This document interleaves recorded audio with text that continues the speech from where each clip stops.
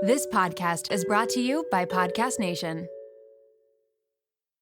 This episode is brought to you by Shopify. Upgrade your business with Shopify, home of the #1 checkout on the planet. Shop Pay boosts conversions up to 50%, meaning fewer carts going abandoned and more sales going cha-ching. So if you're into growing your business, get a commerce platform that's ready to sell wherever your customers are. Visit shopify.com to upgrade your selling today.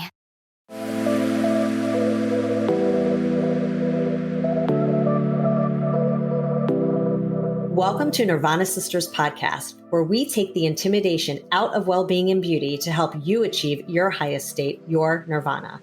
We are sisters-in-law and your hosts. I'm Amy Sherman. And I'm Katie Chandler. So let's get into some real conversation.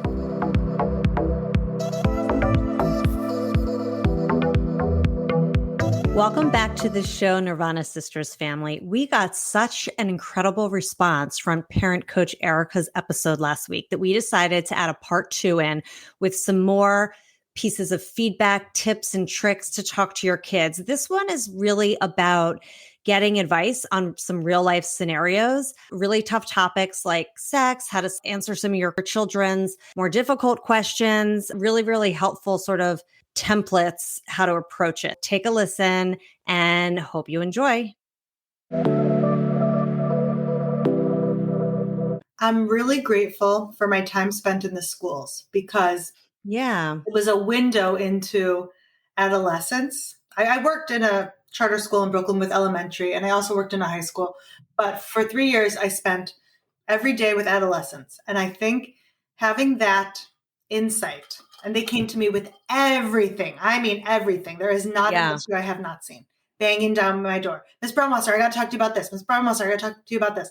And having that insight is so important for knowing and having foresight into what I want to develop and not develop in my own kids. Mm-hmm. And it's not going to be perfect, by the way. They're going to have plenty of their own. You should write a book. No, I'm sorry. All the things I learned from middle schoolers. I think that I've mentioned things to friends about, well, I don't want this to happen in the future. And I don't want this to happen in the future. And it kind of looks like anxiety. Like, Erika, why are you worried about that? They're 3. Like, What are you talking about getting a phone at 10? They're not, they're 3. Or what do you mean they're going to wear crop tops when they're 12? They're 3 and 6.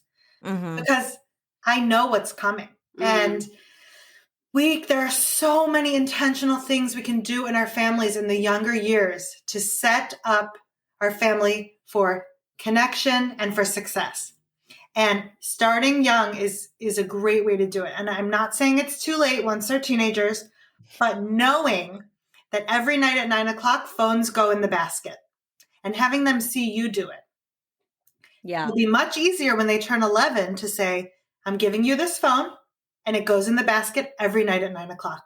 No ifs, ands, or buts, or 8:00 or whatever. Yeah, I've fucked all that up blatantly. Like, I started off good, phone contracts, the whole thing, but now it's like a freaking shit show. It's just like life. We're all going through it. I'm not perfect. You know how they say like the shoemaker's kid has no shoes? Yeah. I'm not always. I know. It was like in my head, like I had my phone contracts and it like worked for a little while, but now with my 15-year-old, forget it. Like if I asked him to put his phone away at 9:00, we used to do that, but now it's like he has a girlfriend, he's this, he's that. Like, I mean, it's in his room every night and I've like given up, and that's bad, but I can't. It's like I got to pick my battles. Pick your battles, yeah. And nothing's perfect, and small progress is still progress. So maybe it's one night a week that you guys are just hanging out together and phones are away. And that has an impact. But we instituted like no video games for my older son during the week. And for my younger one, it was like, I think we had like 2 days where he can't play video games or something. And that's worked because it's been consistent. Yeah. That's great. If it's consistent, right? Isn't that what matters? Yeah, Katie, I want to hear your question about Maddie and what she asked you recently. Okay. So that's a great segue. Why don't we do some like quick scenarios, and some of these can go really, really deep. So we, as much as I would love, we'll have to have you come back for a round 2. For sure. I feel like I've been like dumping all my problems. No, it's you're gonna isn't have it to amazing? set up an appointment, Amy. I know. 100%. All right. So quick scenarios and how your quick advice on it. But we'll start with what Amy said. So the other day, Madeline, my 8-year-old, who is 8, what feels like going on 20, it's freaking terrifying, came to me and said, "Mommy, what is a stripper?" And my jaw hit the floor, and I said to her, "Where did you hear that word?"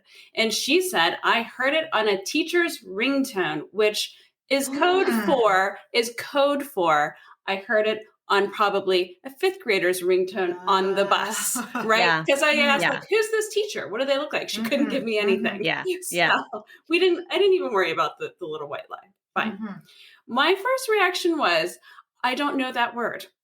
And then I said, "Oh, I think they're talking about a candy striper. That's a type of nurse." God. Then I ran to my bedroom and texted Erika, "What the hell do I do?" And so Erika gave me fantastic advice, and it worked. And okay, so what was this advice? Yeah. Okay, so number 1, I will tell you that I've had time to prep my answer to this question because you did come to me with this a few days ago. So it's not as quick as some of my other answers might be, and I hope that that's okay. I want to cover a bunch of stuff that I think is important here.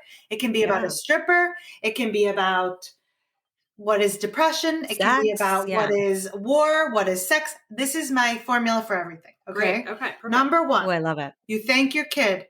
Thank you for coming to me with this. That was not easy to do. And I know that.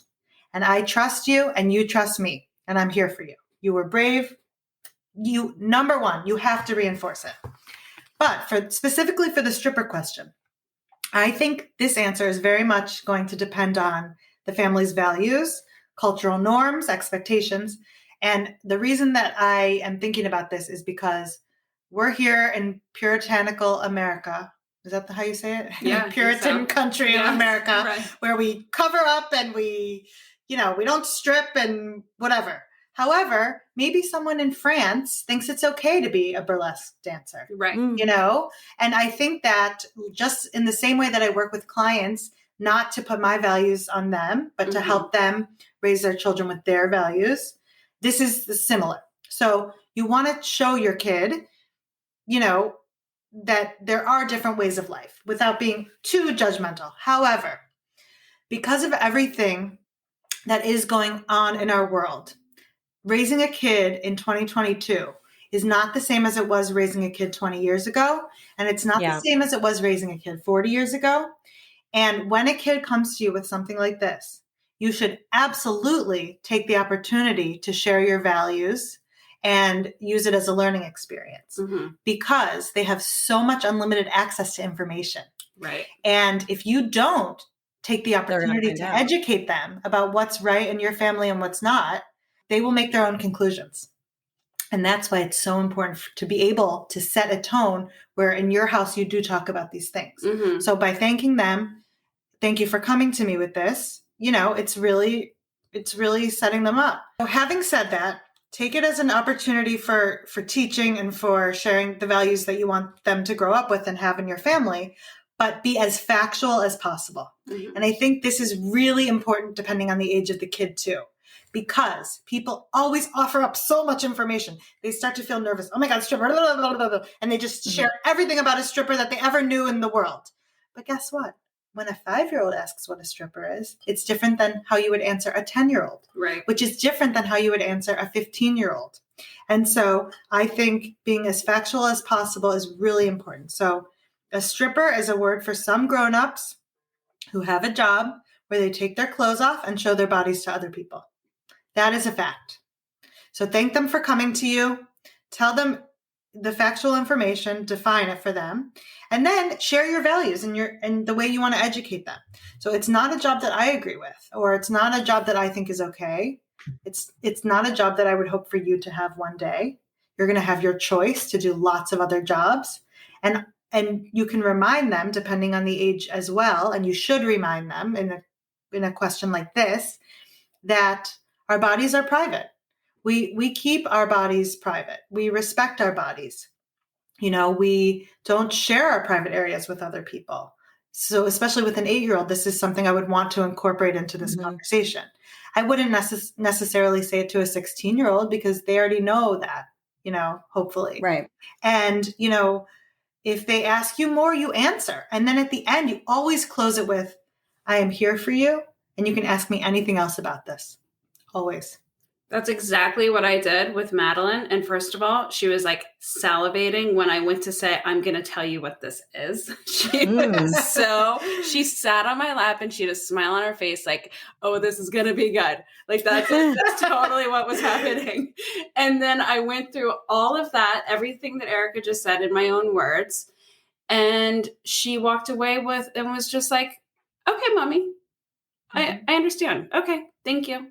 And like, that's awesome. So you went back into the room and you said, like, thank you for asking me that question. Next day, I told her, I said, I Googled this to find out what it is, which I don't know if like that's good or not, whatever. But I had already told her I didn't know what the word was. Right. You don't want to be cover my tracks. Yeah.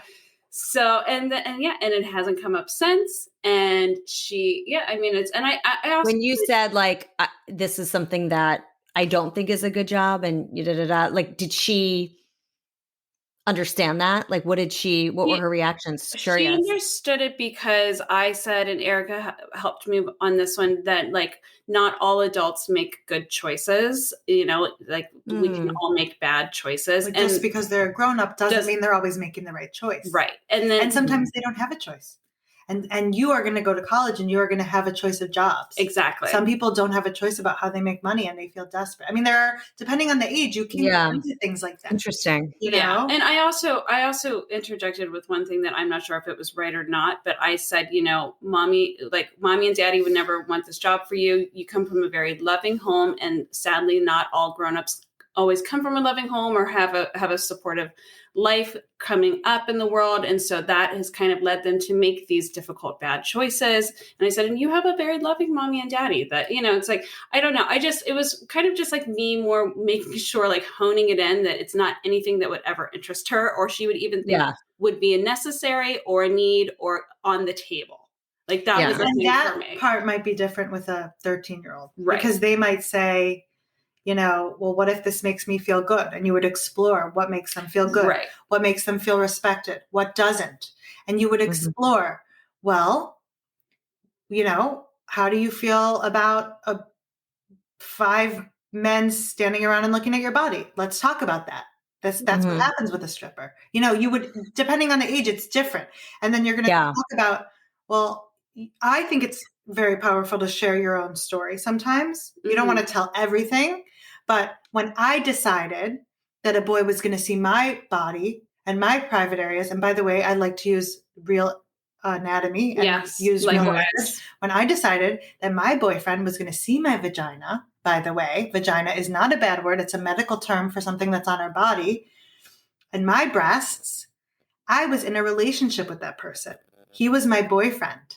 We trusted each other. We loved each other. I felt comfortable with him. And I loved taking my shirt off with him because I knew that he was going to be there for me. And he thought I was beautiful. And I felt beautiful. So depending on whether they're 5, 15, 8, whatever, the conversation's going to look different. Yeah. And the number one thing is we're open enough that we want them to, feel comfortable coming back. Because if not, they're going to Google it. They're going to figure it out on the bus. Exactly. They're going to come up with some weird explanation. You want to be the one to deliver it with your values because you're raising a kid based on your values. That is a great segue into sex. And I feel like you kind of just touched on it a little bit. But how do you talk to a kid about sex? I mean, Madeline has... in second grade, she went to a Catholic private school last year. wonderful school, but they did send her home with a sexual abuse pamphlet in second grade, which I didn't really feel was super appropriate. Oh my God. Yeah. So What? we had I didn't know that. about it at that point. And so Did it say the words sexual? It did. Yeah. And so she said, Mommy, what's sexual? What's sex mean? Like what's sexual? Because she knew what abuse was, but she didn't understand that part. And so I just explained it to her in a very anatomically, like scientific way. It's like Mommy has the egg, Daddy has the fertilizer, like that type. First of all, we have to acknowledge that sex is here to stay, guys. It's here. It's not going anywhere. Right. So if you want your kids, just like with everything else I've said, if you want your kids to internalize your values and be educated by you, then you have to be open to talking about these things, plain and simple.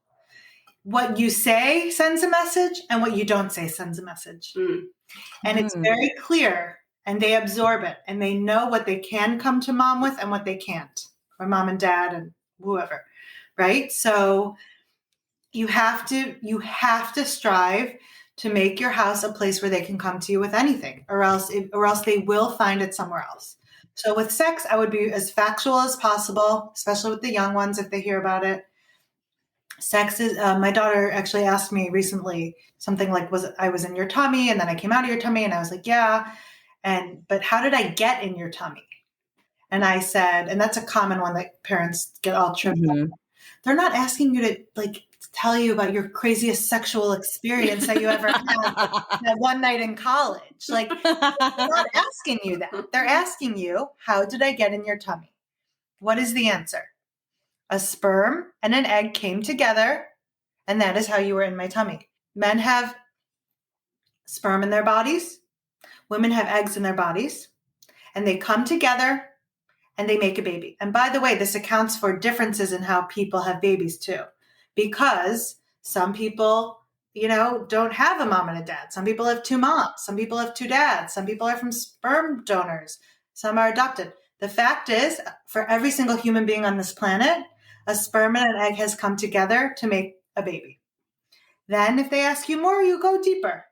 Yeah, that's great. But that's that's kind of how I was thinking about it when Madeline came to me, just like facts and like science, right? Yeah, I mean, that's what happened with us with our kids. And also in school in 5th grade is when, at least here, is when they do that subject. And they do it very science oriented, but they tell you before, so you can have that conversation before they actually learn it at school, which I think is really helpful.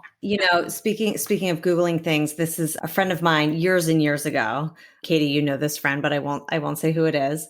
Her daughter was asking her at a very young age what sex was, and she kept, I'll tell you later. We'll talk about it later, because when her daughter would ask, it would be like in the middle of something that they were doing, that like they were in a store or they were, it wasn't like the appropriate moment. And she kind of ignored it a couple of times. And then her daughter Googled it and porn came into her face and she freaked out. Yeah. And it was like such a lesson when I had heard that, because my kids were younger at the time. I was like, oh my God, that's so scary. And she's a very communicative mother. It's just like, sometimes you just blow things off and you don't think about the consequences of what that could mean. And you also don't necessarily know how big your child's curiosity is about it. Like, right. They might hear it and ask once, and then she probably figured, they're not going to ask me again. It's not that big of a deal. Yeah. It's. One quick thing I'll say, my little one was asking me about sex or talking out about it. And I said, oh, do you know what that is? And he said, yeah. And I said, oh, okay. What do you think it is? And he said, well, it's when a man and a woman get naked and they take a bath together. And I said, okay. Like, I didn't clarify it. I just at that time sort of just, because sometimes they'll say things that they don't even know, like they think they know what it is, but they don't.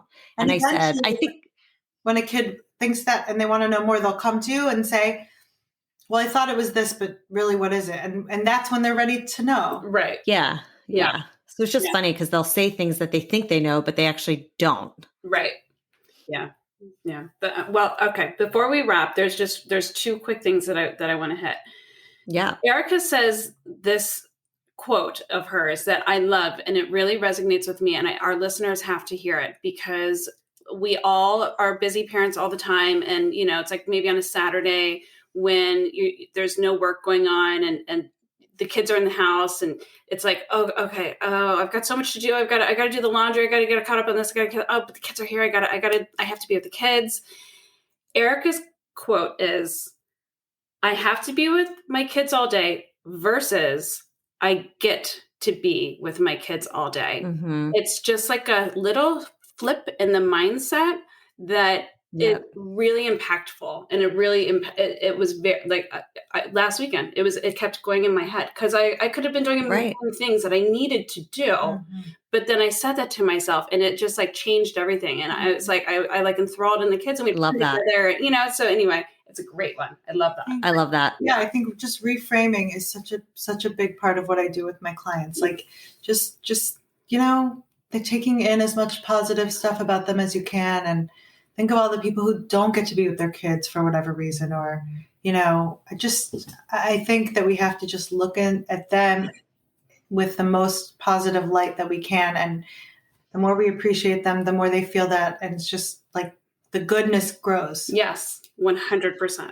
Okay. Yeah, I love that. And it's funny because I think we talked about this on another episode recently, but we were talking about like mindset and like framing things differently. I've never really thought it as much. Well, I guess I have thought it about myself more, but like if my kids will say like, oh, I have to go to school today. And I'm like, you get to go to school today. You're lucky that you get to go to school and not everybody, so yeah, it's really, I love that. That's great. All right. Well, Erika, how can our listeners find you? Because now they're all going to be knocking down your door. Okay. Yeah. I was just going to say, do you do virtuals? Of course. We've been doing Zoom with clients, like Google Meet, whatever floats your boat.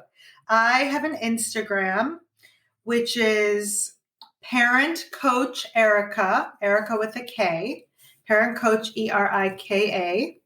And anyone can look at that. I share a lot of content there, like you mentioned, Katie. I am working on my website, which is going to be parentcoacherika.com, I believe, but it's in the process.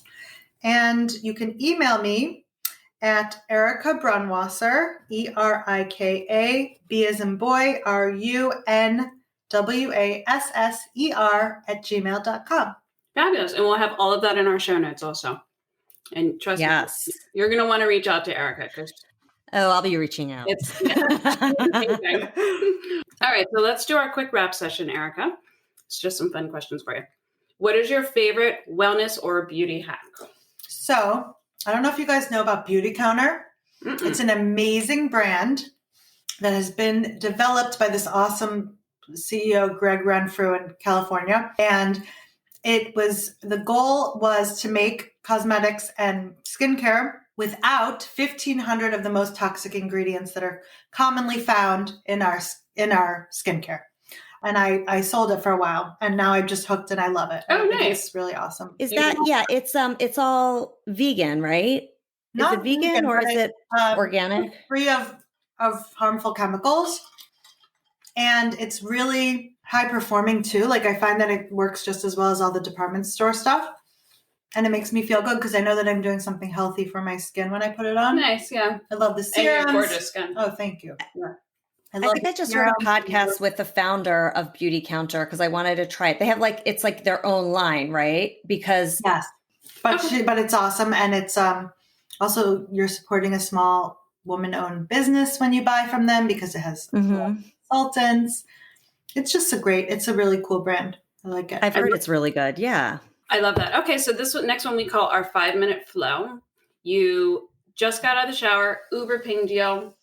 They're 5 minutes away. What are you going to do to get out the door? And in that, what are your holy grails? What are you going to throw on and get in that car on time? Okay. So if I only have 5 minutes, I'm really hoping it's the summertime because I don't have time. If this is 5 minutes, I'm going out with wet hair and letting it air dry. Right. So hopefully it's summer. And I would just, put on my face lotion, a little concealer, some eyeliner, a little lip gloss, a dress, sandals, and call it a day. Nice. I love that. Yep. We need some summer. I know. It's so cold right now. Get ready for the sun. And how do you maintain your daily nirvana? Well, I would love to say that I attain nirvana every day. I'm a parent myself. And even though I seem, calm, cool, and collected, it's not so easy when you're raising a 3 and 6-year-old. But I will say I take a lot of breaks. And I am not ashamed to say, your whole podcast is about self-care. And when I heard that, when I first met Katie and heard about it, I was like, yes. We need self-care. And I am not ashamed that I take breaks. I go get a 20-minute foot massage at the nail place. Mm-hmm. I do what I got to do. And thank God for my husband because he's extremely supportive. He is really my partner. He's a team player. He takes over and does stuff with the girls all the time. And I'm like, gotta go. See ya. I love that. I'm out. Mommy's going to the grocery store. Yeah. All right, Erika, I love everything you just said. We could not agree with you more. The breaks are super important. So having said that, let's close with our mantra. So the mantra is smile. It's good for your immune system. Oh, I like that. Yeah. Yeah. That's a good reminder. Yeah. Great. That was posted by a company that I just got some supplements from called Symbiotica. I don't know if it's their quote or they just, I don't know. I saw it on their Instagram recently and I was like, oh, I love that. That's great. Love it. Yeah. I'm smiling right now. All right. Well, Erika Brunwasser, parent coach, spectacular. Thank you so much for being here. Thank you so much. This was awesome. This is so fun, guys. I feel like I vented everything that I needed to vent. And now I'm like, we need to. We got to get it out. Absolutely. Yeah, no, it's great. Thank you again. Thanks for listening to Nirvana Sisters. For more information on this episode, check out the show notes, please subscribe, and leave us a review. Also, find us on Instagram at Nirvana Sisters. If you loved what you just listened to or know someone that would, please share it and tag us. Tune in next week for a fresh new episode of Nirvana Sisters. We'll continue to watch out for all things wellness so you don't have to. Bye.